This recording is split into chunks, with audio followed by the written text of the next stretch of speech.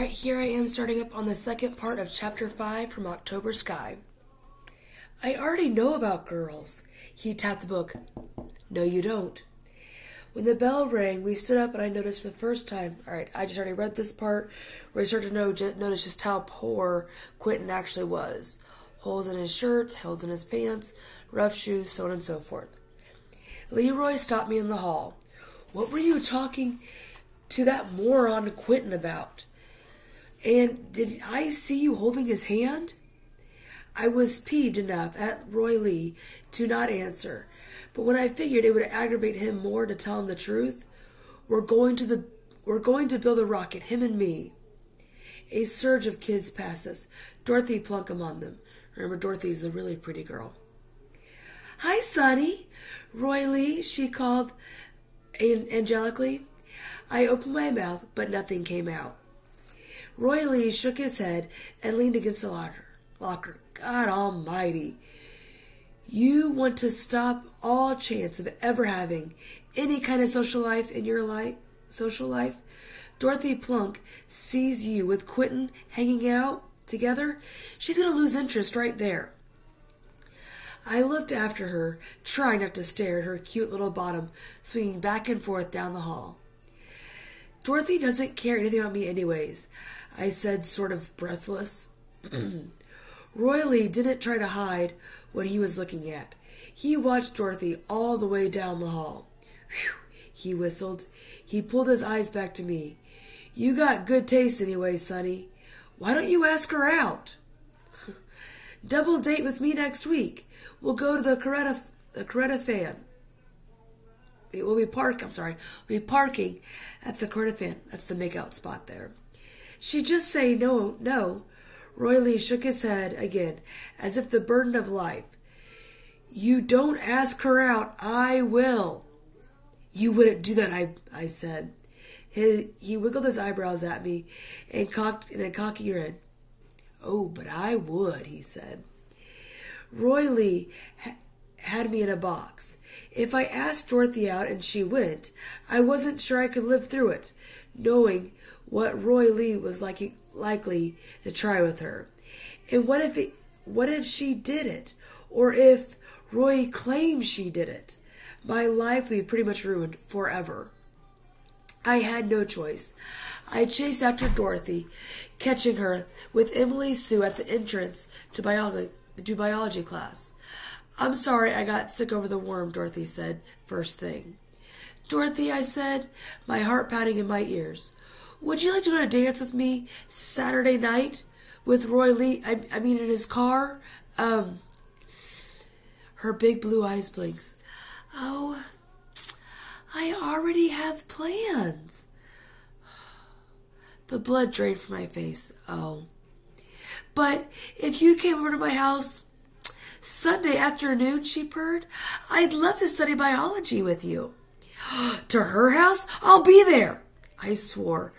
What should I bring? I mean, just yourself, silly. She looked me over, studying me, and I kind of thought she liked what she was seeing. We'll have so much fun, she concluded. Emily Stu still observing this.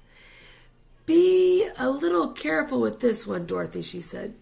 Whatever do you mean, Dorothy? She asked. They talked to each other, for I wasn't even there. Sonny's nice, Emily Sue said. So am I, Dorothy said back, and she went on into the classroom. Roy Lee had been loitering around, listening. He came up and stood beside Emily Sue. What do you think? He said. They were talking as if I weren't there too. Dangerous, Emily Sue told him, but probably not fatal. During class, I couldn't help but sneak looks at Dorothy at her desk while she worked on drawing of a frog intestines. She had an adorable habit of letting the pink tip of her tongue protrude from her delicate lips while she concentrated. She was wearing a white blouse with blue ribbon around its collar, which made her look so very innocent. Yet she filled out her blouse. And gave him not so innocent thoughts. She caught me looking once and gave me a demure little smile while I blushed. I couldn't figure out how much perfection could wind up in one person. This little misery inserted itself. If Dorothy had plans for Saturday night, I didn't imagine it was to bake cookies with her mother. So she probably had other plans with some other random guy. There's a little company store system in most of the towns of southern West Virginia. They usually featured easy credit and inflated prices. If a miner got enough debt with the company store, the company stopped paying the miner with U.S. dollars and issued his pay in the form of script. Company money used only in the company store. It was an insidious program. A popular song across the country in the late 1950s was Tennessee Ernie Ford's 16 Tons, which he sang about a miner owing his soul to the company store. And that was just about the truth for a lot of West Virginia miners.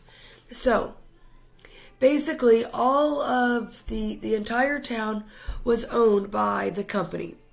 So, if you needed stuff, you had to buy from the company. But then different stores in different towns could raise their rates to make you pay more. And if you bought too much stuff and you were in bad debt, like a bad credit card, they made your pay go directly to pay those debts, and you were only able to get a certain amount of things from the store that you absolutely needed. It was like a token system because you couldn't handle your own money. As part of his social agenda, the captain abolished the worst aspects of the company's store in Colwood. He brought in a Mississippi-educated manager, Mr. Doherty Danzler, a Mississippi gentleman, to make certain prices were kept fair and no miner gorged. The captain dictated the credit could be given when necessary, but the books were watched closely. No miner was allowed to get himself too far into debt. Script in Colwood was issued sparingly. Smaller stores were built around town for the convenience of the population. Under Mr. Danzler, the big store became a source of town cohesiveness and a social gathering spot. The big store contained a little bit of everything, kind of like a Walmart for today. Hardware, boots, leather utility belts, helmets, coveralls, the lynch bucklets, the miners favored, clothes for the whole family, groceries, umbrellas, refrigerators, baby carriages, radios, television sets, free installation into company cable system, pianos, guitars, pretty much everything you could imagine. They also had medicines and a soda fountain. It had auto parts, lumber, shovels, picks, rakes, and seed for the little gardens the miners scraped into the sides of the mountains. It even had a limited choice of coffins hidden in the back room. It was technically illegal to bury anyone on company property, but colored people had a cemetery somewhere up Snake Root Hollow. My father and the company looked the other way for them.